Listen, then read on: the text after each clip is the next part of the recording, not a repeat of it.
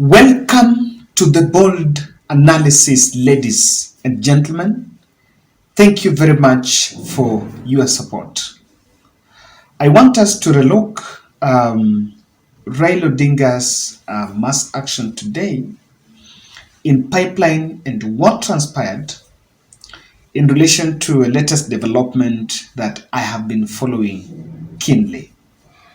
In my previous analysis, I tried to look at bit of an incident what happened there and how really there was the face of brutality in that in that mass action. And as I mentioned, Raila Odinga had a very successful meeting with the people of Imara Daima, the pipeline. Then when he was just about to get to Outer Ring, the security officers were determined to make sure that he would not make his way there. And that's when the convoy was tear gassed, the masses were dispersed, and a lot of things really happened there. So what they did, he went back, got a reverse, and then went back to Sereni and retreated to Karen. So in fact, I've been following when he said that they were going, and I still don't understand why the police were actually blocking him there, because I don't think there was a way to get to town. Even if you get to Otaring, and he would have really moved, he could not take Jogo Road, total traffic, and you can stop his way in Jogo Road. But I understand that in Outer Ring would have caused a bit of a traffic snarl there. So I want us to look at some photos here. The photo you are seeing in your screen, I want us to look at this photo because it is going to help us to do an analysis that I want to do here. It's going to be the gist of this analysis. This photo has been shared by Edwin Sifuna. It was shared around 7 p.m. in the evening.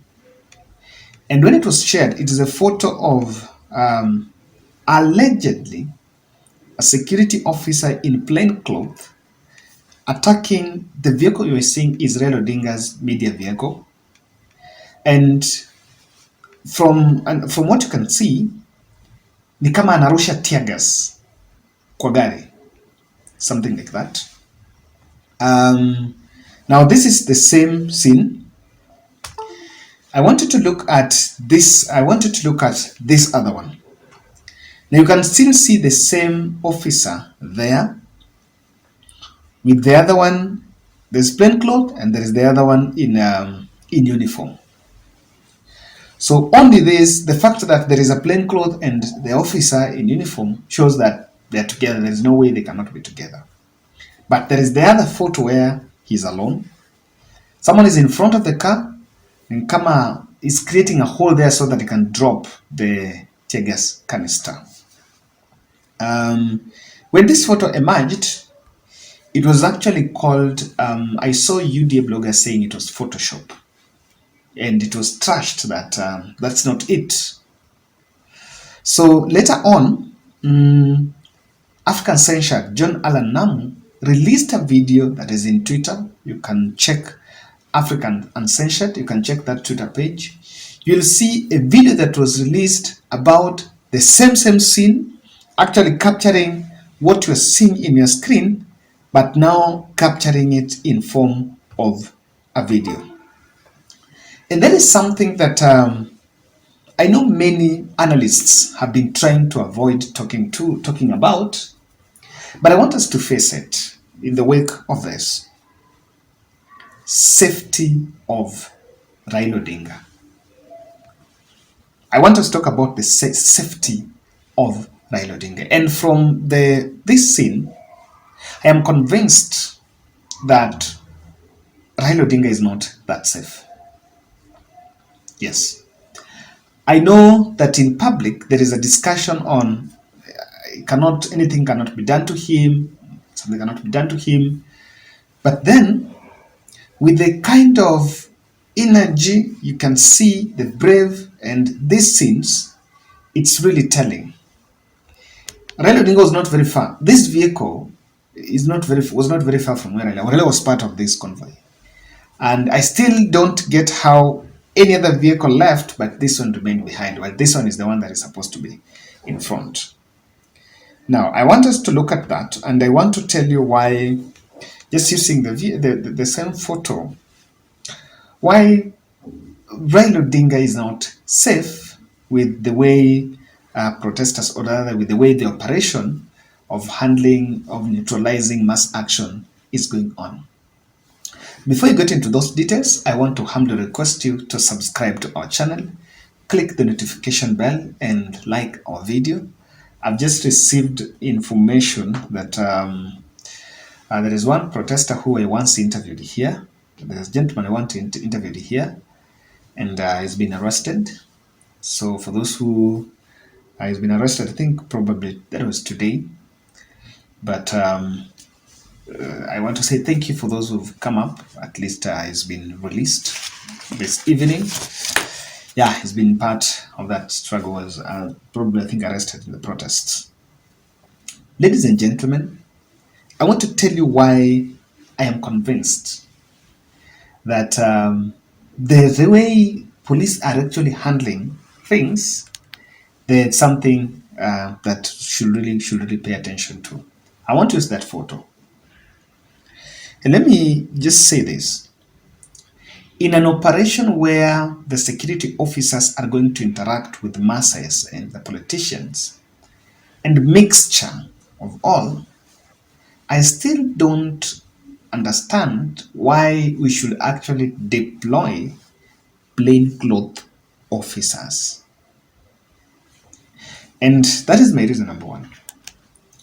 With the deployment of plainclothes officers, we all know that in these protests, there are also protesters, there are security officers, and there are also goons, some of which can be planted. And for example, if you look at that photo, you cannot ascertain whether it's a police or not. There is no badge. Nothing. So I'm saying that with the deployment of plainclothes officers, it's a ground that can thrive. And what about if the next day, you also see we're giving ground for goons to normalize also goons?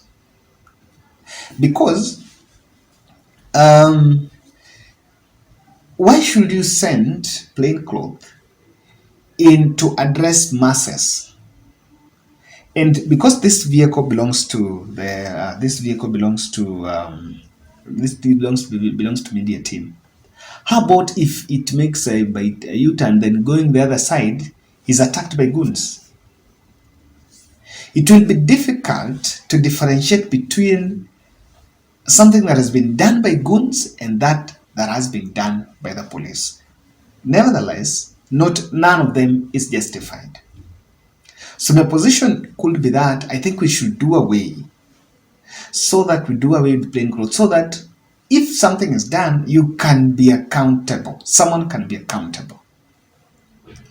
I am a bit persuaded on that ground. How do you prove? We should not do that. And by the virtue of plainclothes officers deployed, Raila team, or it will be difficult to differentiate between police and goons. And the goons can do anything to him, but you can't know. They will get away with it without accountability. Number two, the reason why that photo is disturbing is because Raila's security details would actually be tempted to confront him or her, or rather him, not knowing that he's a police. Okay, I know with there is what is called situational analysis. You can analyze and know this one is police or not. But about if it was Raila's car, and remember he's also having security guards there. If they mistake that this could not be a police and come out and confront, what will happen? It will actually bring a confrontation, and that confrontation can turn very chaotic, even between the security officers.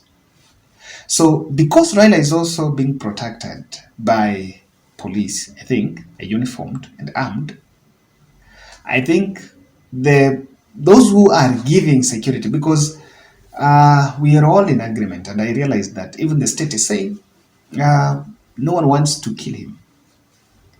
But we should just, the police have been sent there for peace, if probably that's what they're doing.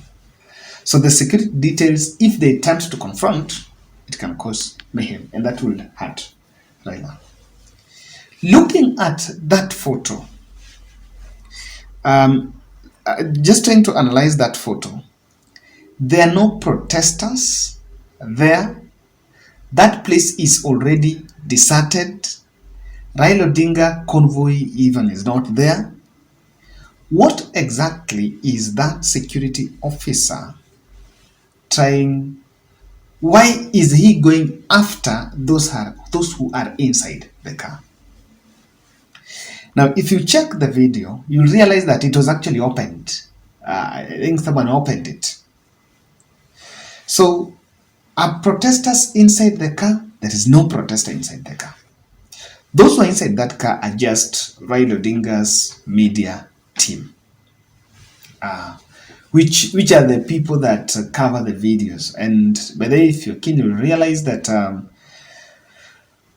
by the time the cameras went off, the rally could not, actually that rally could not continue. Even if Raila had an alternative route, he could not continue, because after the cameras were destroyed there, the cameras are a very good, it's a strategy to capture, and it's also a safety tool for Raila Odinga.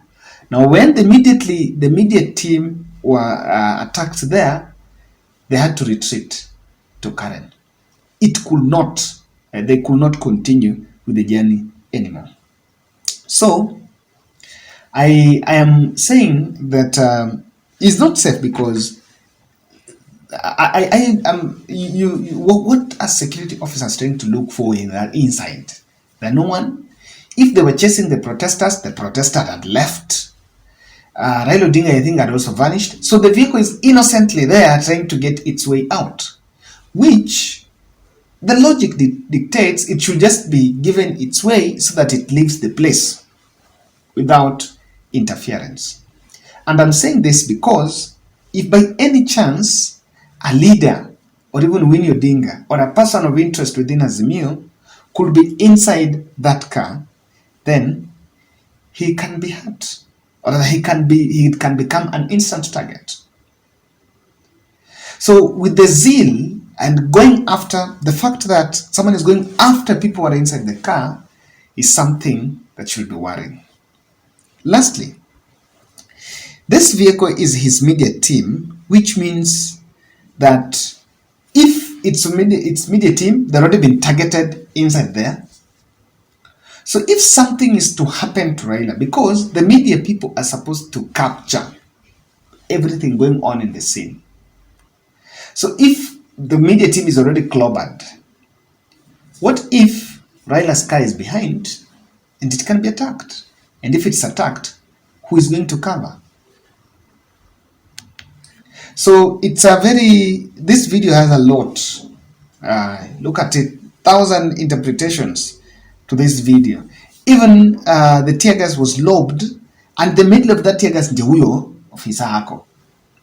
It actually tells you that's beat over target. And I believe that Raila is not that safe.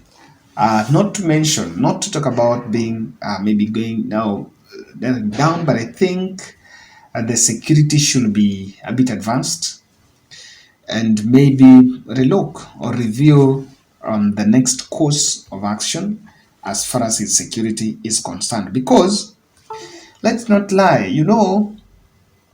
it's possible he can be hurt. Yes, they can try, even if not to kill, but they can hurt, bodily injure, and so that he cannot move, or rather to test what can happen in the country. So, ladies and gentlemen, that's it. I want to fact check a story.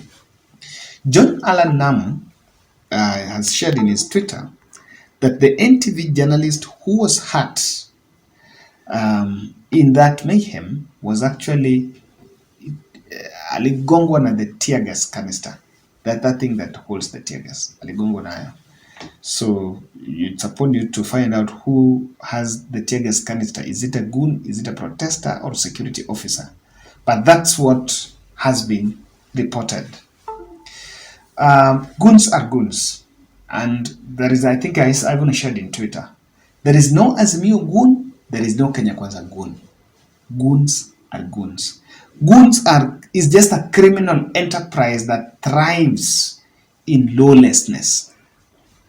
This evening, around, I think after 6, there was a mayhem around Jacaranda. I think it was around Bicenta on the way to Jacaranda.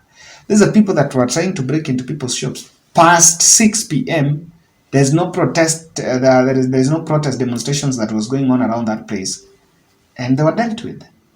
So that's it. If a goon is arrested, I think that's it.